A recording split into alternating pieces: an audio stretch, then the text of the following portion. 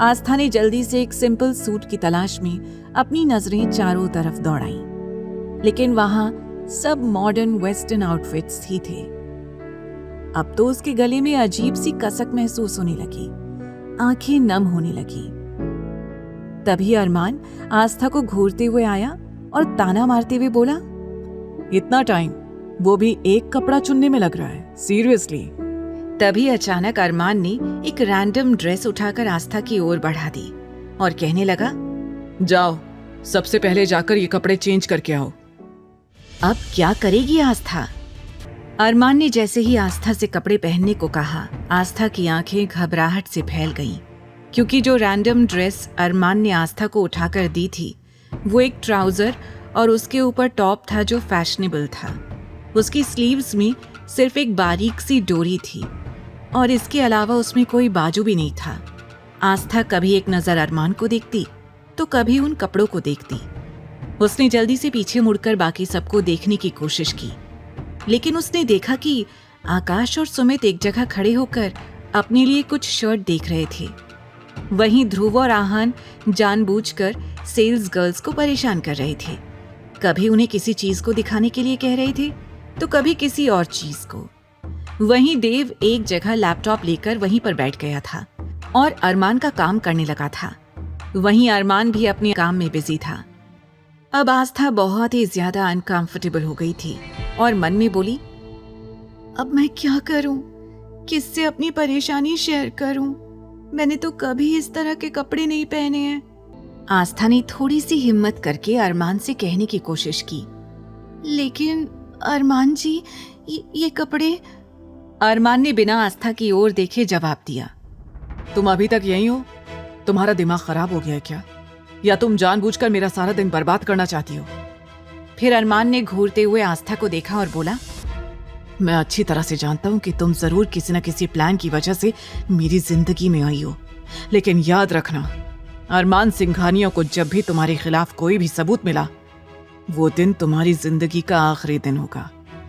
अब जितना कह रहा हूं उतना करो, जाकर फटाफट से कपड़े चेंज करो।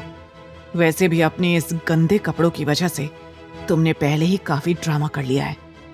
अरमान फिर से अपनी आईपैड स्क्रीन को देखने लगा। आस्था अरमान की बातें सुनकर इमोशनल हो गई थी। उसकी आंखों में आंसू आ गए।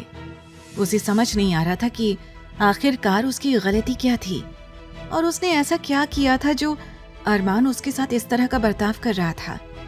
आस्था के पास इस ड्रेस को पहनने के अलावा और कोई रास्ता नहीं था। उसने बेबस होकर ड्रेस को उठा लिया और फिर चेंजिंग रूम किस तरफ है ये देखने की कोशिश करने लगी।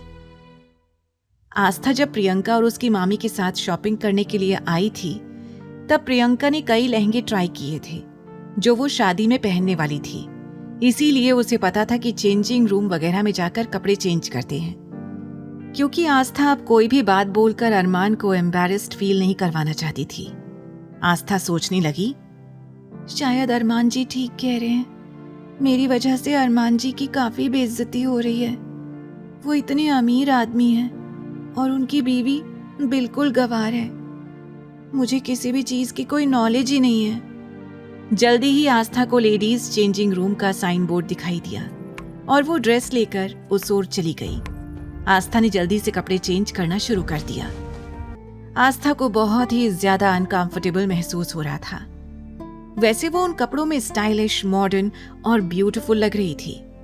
आस्था को लगा कि वो इन कपड़ों में बाहर नहीं जा पाएगी, इसीलिए उसने ऊपर से अपना दुपट्टा ले लिया और उस दुपट्टे को अच्छी तरह से अपने हाथों पर लपेट लिया और दरवाजा खोलकर जैसे ही बाहर जाने को हुई, अचानक से उसे लगा कि मानो बाहर से दरवाजा बंद हो। तो उसने खुद से कहा, शायद ये दरवाजा अटक गया है।